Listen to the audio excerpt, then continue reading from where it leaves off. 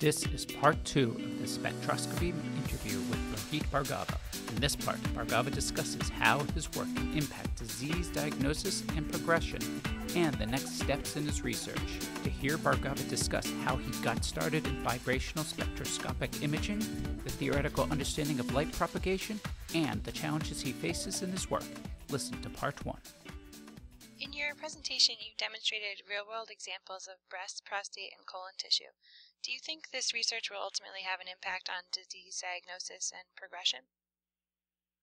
I think so.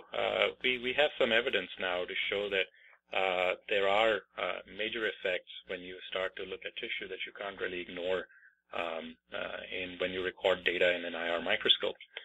So the first question we asked is, could we actually understand how much these contribute to how much these spectral changes would affect identification of specific cell types in tissue. So in early 2012, a paper came out from our group in analytical chemistry that actually assigns variance in the spectra that you record to different causes.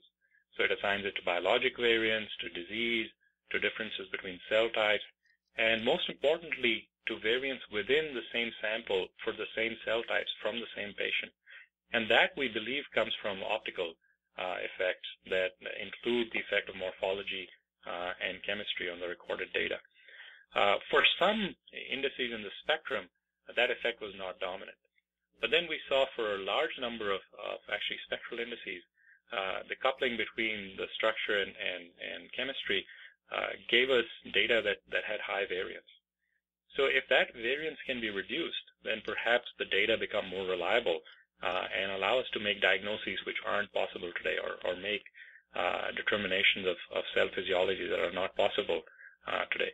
I personally think if you're looking for very fine changes between two very similar conditions in cells, then at this time, these effects play a huge role in not being able to see changes across the spectrum. There are still some very strong absorption bands, or in some cases, very unique features that allow us to examine those differences.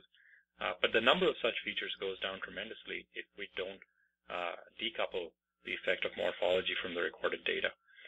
So I think that's a very important topic that we need to work on if we are to realize the full potential of this technology for diagnosis and disease analysis. The second thing we saw that the accuracy cannot be as robust if the structure of the sample changes. So if once you build a certain protocol to look at tissue and build a diagnostic protocol based on IR imaging, but then the structure of your tissue changes. So if the thickness of the tissue changes, or if you put the tissue on a different substrate, then the recorded data will change. And the math protocol, the algorithms that you have to use to analyze data, then will also have to change. So the accuracy is not as robust unless you do one of two things. One thing you could do is control the sample dimensions to a very tight tolerance. And that is difficult in the real world. That is difficult across different clinical settings, across different labs. But the second option is to simply understand what the effects of the coupling between morphology and spectroscopy will be, and either understand that these effects are not significant, or develop ways to get around these effects and decouple spectroscopy from morphology. So I think in terms of having an impact on disease diagnosis and progression, certainly the ability to predict whether the spatial spectral coupling is important in disease diagnosis and progression will be the first step.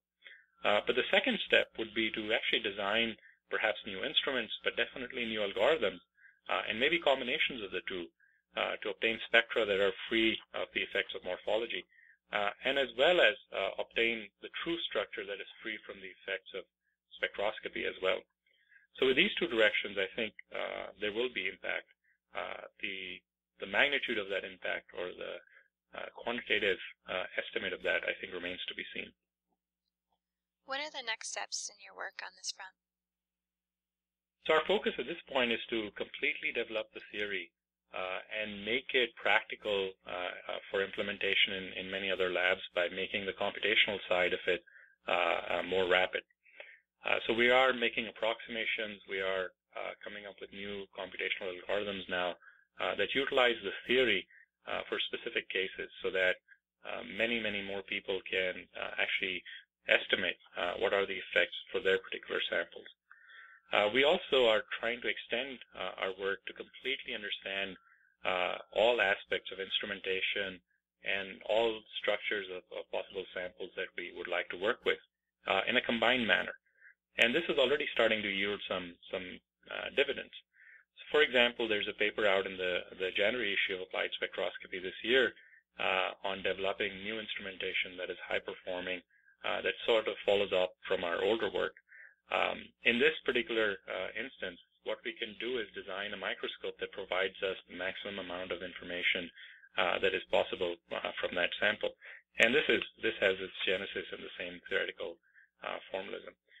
The second area that we're working on is to obtain spectra after correcting for the effects of structure. So we've shown for simple cases like a sphere or a cylinder that we can actually not only predict the structure or the recorded spectra if we know the structure, but we can also recover the structure of the sample as well as its correct spectrum from recorded data. So this was actually the topic or the major topic that I presented at SciEx, and this work is actually in press now, will be out in Applied Spectroscopy in the coming months. So these are two examples where the theory is being extended as well as being applied. As a long-term or longer-term goal, we would like to extend this work to tissues and actually come up with algorithms in which we can correctly obtain spectra from real tissues without estimating structure, without trying to estimate the optical properties beforehand. So hopefully that direction will continue to persist and those steps will be effective going forward. Great. Rohit, thank you so much for talking to us today. Thanks, Meg.